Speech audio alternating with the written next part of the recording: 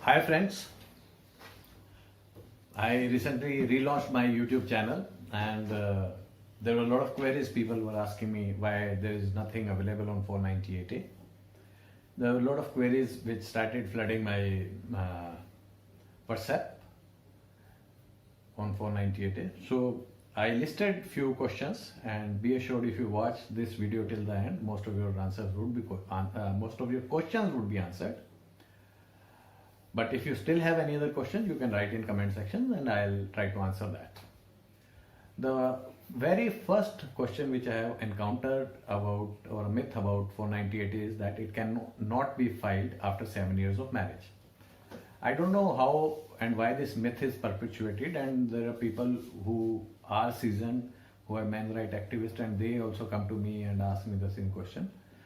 In fact, probably because dowry death case, that is 304B, that cannot be filed after 7 years of marriage, but 498A can very well be filed after many years of marriage.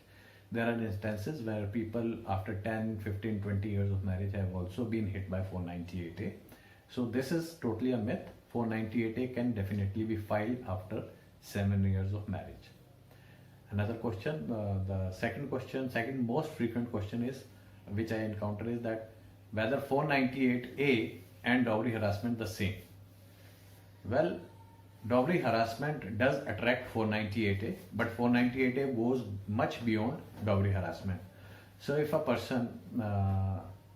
a married woman is harassed in such a manner that it poses grave danger to her life, limb or mental health, then she can file a case of 498 against husband and relatives of the husband.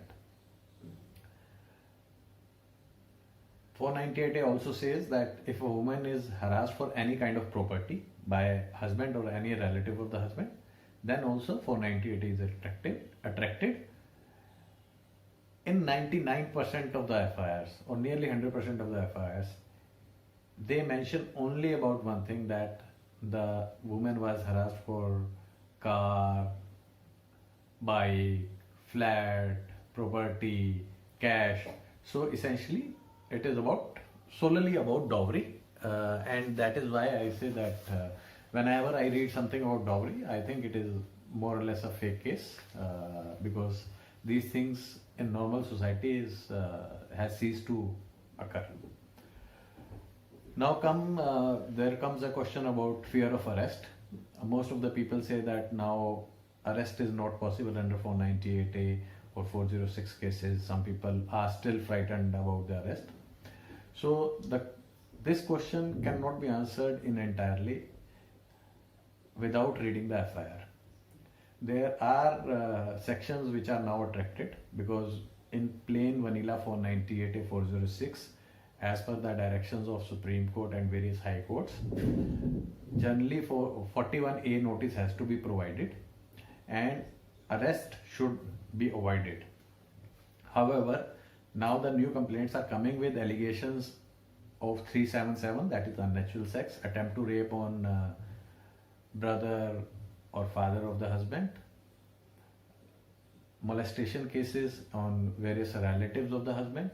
So if there are any such sections which are there in the FIR, it is imperative that the husband and the relatives who are so accused should take bail, because in these sections arrest can definitely happen.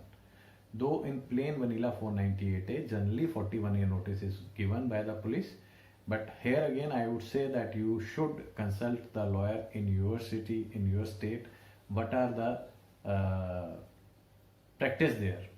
In certain states like Bihar and Jharkhand, which I hear, of course I have no practical experience, I hear that arrests are rampant and one should take bail immediately. Now another question, can 498A be filed by a girlfriend or a fiancé before marriage? Or can 498A be filed if the marriage has not happened? Well, 498A cannot be filed if the complainant or the aggrieved woman is not a wife. Only a wife can file 498 against husband or relative of the husband. a girlfriend, a fiancée has not attained the status of a wife and thus she cannot file 498A. Another myth, and there were like 10 questions about it.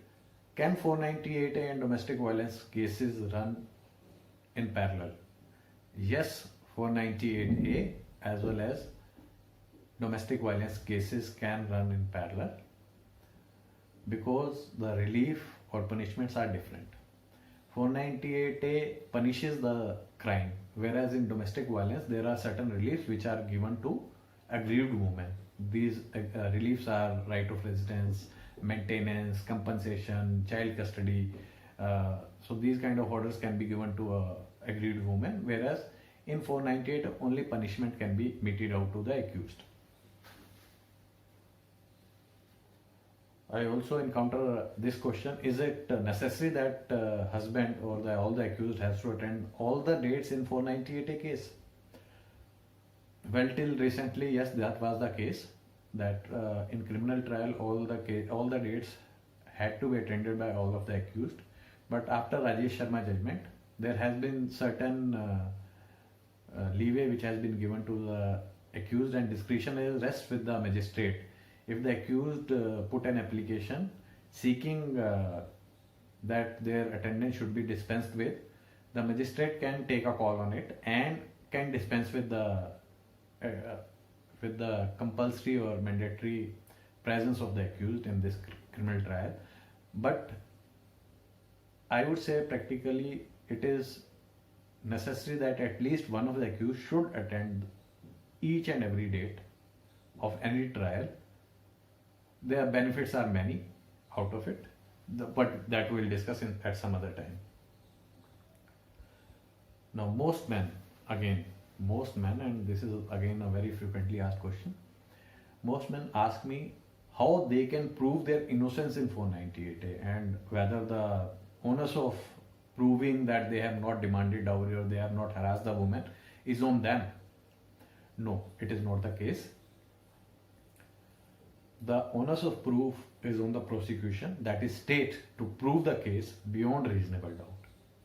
It is a criminal trial, and unlike 304B, where because the death has occurred and only after certain conditions are satisfied, the onus shifts to the accused to prove that they had not harassed the woman for dowry.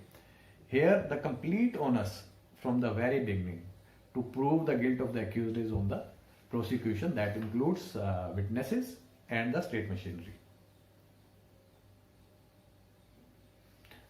And another myth related to 304B, that 498A can only be filed after the death of a woman, and this is also a query which I have encountered where they say that the woman is alive, so how come 498A? Well, 498A can be filed when the woman is alive, and in fact if the woman is no longer there, the section 304B or 306 should have been attracted. Now there are questions about quashing and discharge. Everybody almost wants to go for quashing and discharge, and they ask me what are the chances of quashing against relative or discharge against relative or the husband or whatever.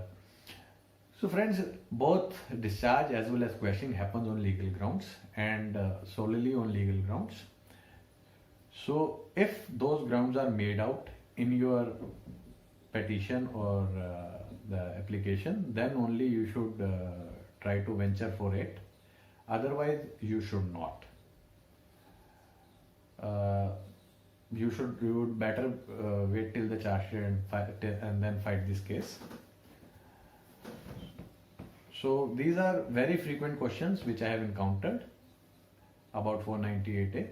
I'll ask you that if your question is not covered in it, please ask your question in comment section. I'll try to answer it there, or maybe I'll have another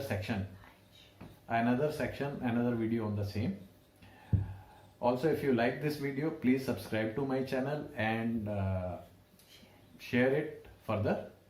Also, you can join our WhatsApp group by sending a WhatsApp message to 98118 50498.